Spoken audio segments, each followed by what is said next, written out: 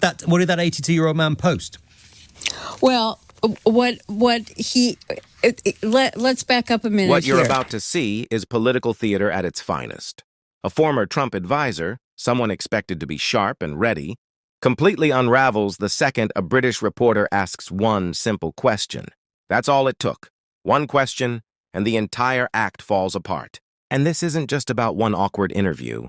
It's a pattern we've seen again and again from Trump's circle. They march in full of confidence, armed with talking points, but the moment there's real pushback, it's all stumbles, contradictions, and backpedals. Now stick around, because this exchange only gets more brutal as it goes on. It makes you wonder, if they can't handle basic scrutiny, why should anyone trust them in positions of influence? Before we dive into the full story, comment where you're watching from, and don't forget to like and subscribe so you don't miss the next one. So here's how it starts. She claims an 82-year-old man was arrested in the UK over a Facebook post. Big claim. But when asked what he actually said, silence. She couldn't remember. And in that moment, her entire argument collapsed. Live on air.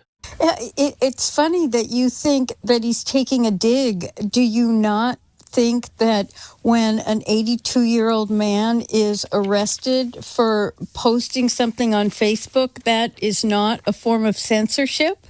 Well, it depends what he posts, doesn't it? It depends if it's legal. Well, what did that 82-year-old man post? Well, let's back up a minute here.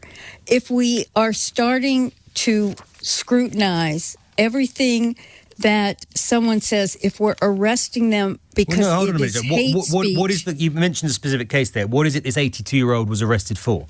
Honestly, I can't remember, but what I do remember... You're telling me that it's outrageous that an 82-year-old man was... Back up a minute. No, sorry, this is important because you just said this is an example of free speech under threat in the UK, but you can't tell me what he was arrested for. I don't remember the So why are you bringing it up then? I brought it up as an example that if we are scrutinizing what an 82-year-old man posts on Facebook... But you can't assess that without knowing what he said, can you?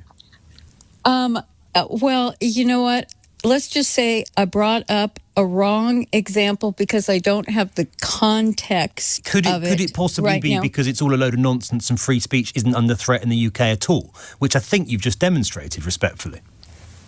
You know what? I've been there I've lived in the UK for 24 years.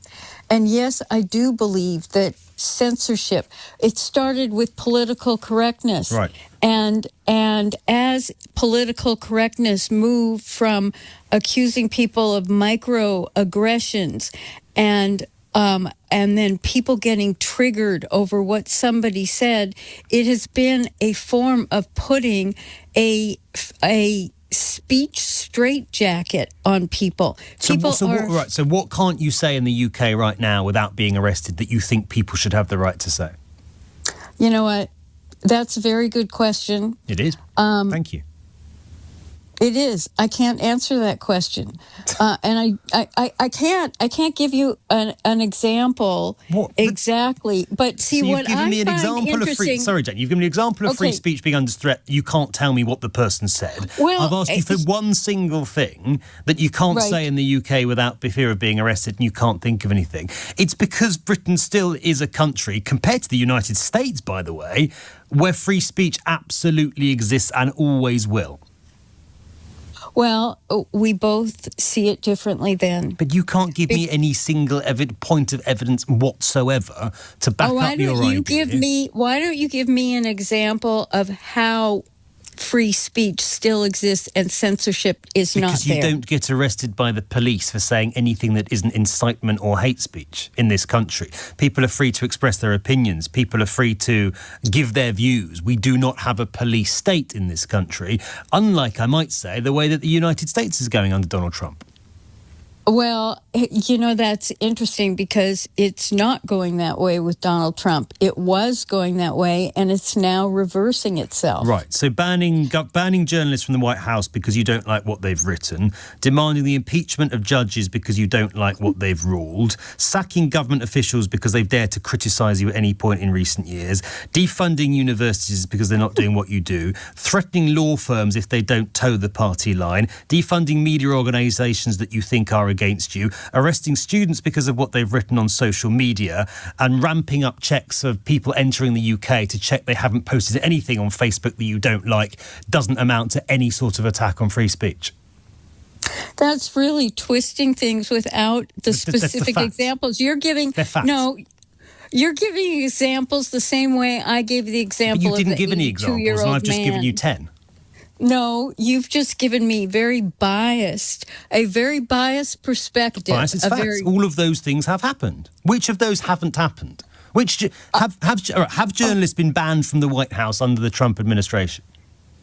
Have journalists been banned, or have they brought in alternative media that presents a different I'm not talking about angle? Have journalists from organisations like the Associated Press been banned by the White House, yes or no? Yes, they have. Right. Have judges been threatened with impeachment because the White House doesn't like their rulings? Yes or no? Let's not do it that way. Let's go back to that. And yes. Why were they? Why were they banned? But so we accept. Right? Are we accepting that all the things I just suggested have happened? If you don't let me finish, then we can't really have a conversation here because you've got a very biased perspective. I'm not biased at all. Very angled. I'm giving you facts, and I'm just asking whether you recognise that those things are true. No. You know what? It's so interesting. Did we not have a bunch of fake news here? And in the U.S., we did. And why? Why did we have fake news? Because it was biased and it was wrong.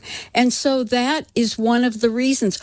You're listing 10 things and cutting me off. Right. But then why was the Associated Press no longer welcome? Because they gave fake news that has been proven. But Jen, you coming on the national radio station here on LBC and saying an 82-year-old man being arrested is an attack on free speech without having a clue what he's actually said is not fake news at all. It's not. It's not that I haven't had a clue. I can't remember the specifics. Right. But the fact that. But how can you know it's an attack on free speech if you can't remember what he'd actually said? Well, it's very interesting because you started this off by saying J.D. Vance had a dig. And so we don't get to have an intelligent discussion about whether there really is censorship going on, if people are afraid to speak out. But he has had a dig, and that's his own language. He said previously. Now, this is where the interview turns from awkward to almost dig. comical. Because this isn't the first time Dr. John Halper has walked into a studio, ready to defend Trump, only to collapse under the weight of a single tough question. She walks in with her title, Doctor, with her past as a Trump advisor, expecting that to carry authority, but the moment she's pressed with real pushback, everything falls apart. The confidence disappears, the talking points collapse, and what's left is someone visibly scrambling with no solid answer to stand on. And that raises the bigger question. If this is what Trump's defenders look like under pressure, no facts, no composure, no preparation, what does that say about the strength of their entire argument? You'd expect intellect, sharpness, and facts ready to fire back. Instead, we get blank stares, contradictions, and desperate pivots. That's not strength. That's weakness dressed up as authority. The irony is hard to miss. She wanted to argue about censorship and free speech in the UK, but the very example she offered couldn't even survive. 30 seconds of scrutiny. And when the reporter pressed harder, it only got worse. Meanwhile, if you really want to talk about free speech under threat, you don't need to look across the Atlantic. You only need to look at Trump's own record here in America. The journalist laid it out clearly. Critics silenced. Journalists banned from the White House. Judges threatened with impeachment. Universities stripped of funding. And news outlets targeted for simply doing their jobs. That is what actual suppression looks like. And then we get to perhaps the most glaring piece, cracking down on protests. Think about that. The right to protest is supposed to be the most basic freedom in any democracy. The people's voice, their ability to gather and demand change without fear. Yet under Trump, even that was treated like a threat. Peaceful demonstrations met with intimidation and restrictions. That's not free speech, that's an attack on it. So when Dr. Halper sits there, claiming the UK is drowning in censorship while ignoring the authoritarian tactics in her own backyard, it's not just embarrassing, it's insulting to the audience's intelligence. And once again, we see the same pattern. Defenders of Trump walk into the spotlight thinking they can spin or deflect. But the moment someone pushes back with facts, the argument collapses completely. And that's exactly what happened here. Live, on air, with nowhere to hide.